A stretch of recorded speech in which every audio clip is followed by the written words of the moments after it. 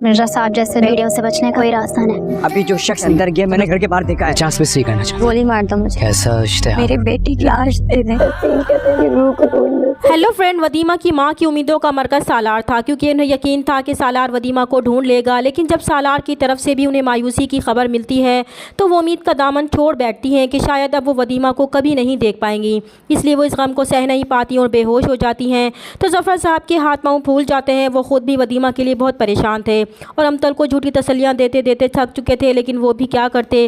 ایک طرف بیٹی کی گمشدگی تو دوسری طرف امطل کی اس حالت کی وجہ سے وہ بالکل ڈھہ سے گئے تھے۔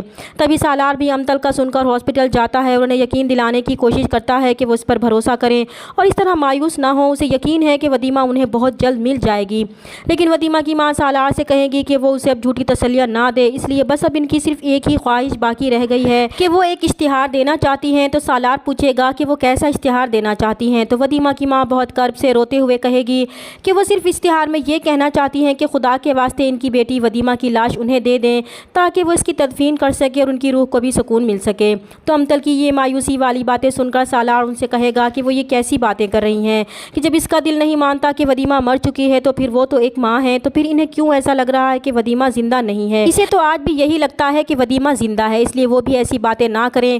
وہ ایک نہ ایک دن ودیمہ کو ضرور ڈھونڈ لائے گا۔ اور پھر ودیمہ کے سلسلے میں سالار اپنے دوست سے ملنے اس کے گھر جاتا ہے تو اسے وہ مشکوک آدمی دکھائی دیتا ہے جو اس نے ودیمہ کے اغوا سے پہلے بھی اور جس دن ودیمہ اغوا ہوئی تھی اس وقت بھی اپنے گھر کے پاس دیکھا تھا۔ اس لیے وہ بہت بے چینی سے اپنے دوست سے کہتا ہے کہ ابھی جو آدمی اس گاڑی سے نکل کر گھر کے اندر گیا ہے اس نے کئی بار اپنے گھر کے پاس دیکھا ہے۔ تو اس کا دوست بھی پوچھتا ہے کہ کیا اسے یقین ہے کہ یہ وہی آدمی ہے؟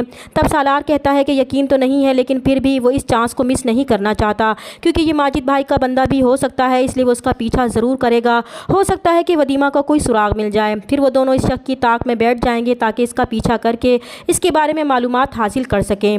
دوسری طرف مرزا صاحب کو ان کے دشمنوں نے ایک بار پھر مارنے کی کوشش کی تھی، جس کی وجہ سے وہ بہت غصے میں تھا۔ وہ اب ودیمہ کے نخروں کو برداشت نہیں کرے گا، اس لیے وہ ودیمہ کو تیار کروانے کا حکم دیتا ہے کہ وہ شام کو اسے سجی سنوری ہوئی اس کے روم میں چاہیے۔ اور پھر جب ودیمہ کو تیار کرنے کے لیے جن لڑکیوں کے حوالے کیا جاتا ہے تو ودیمہ ان کی کوئی بات نہیں مانتی۔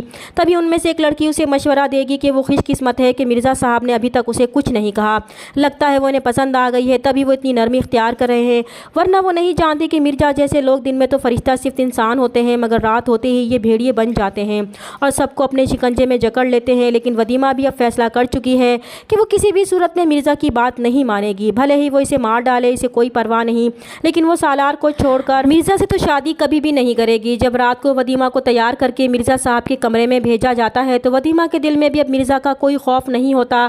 جب مرزا صاحب اسے ایک بار پھر ڈرانے کی کوشش کرتے ہوئے کہے گا کہ وہ شکاری ہے اور شکار کرنا اس کا شوق ہے اور اسے ڈر کر بھاگتے ہوئے ہرن کا شکار کرنے میں بہت مزہ آتا ہے، تو ودیمہ مرزا صاحب کے اشارے کو اچھی طرح سمجھ جاتی ہے، اس لیے بے خوف لہجے میں کہتی ہے کہ ٹھیک ہے پھر وہ اسے بھی گولی مار دیں۔ تو مرزا صاحب ودیمہ کے اس جواب پر مسکرائیں گے اور کہیں گے کہ پھر تو شکار کرنے کا مزہ ہی ختم ہو جائے گا، اس لیے وہ اپنے شکار کو اتنی آسانی سے ختم نہیں کرتے، انہیں تڑپا تڑپا کر مارنے میں بہت مزہ آتا ہے۔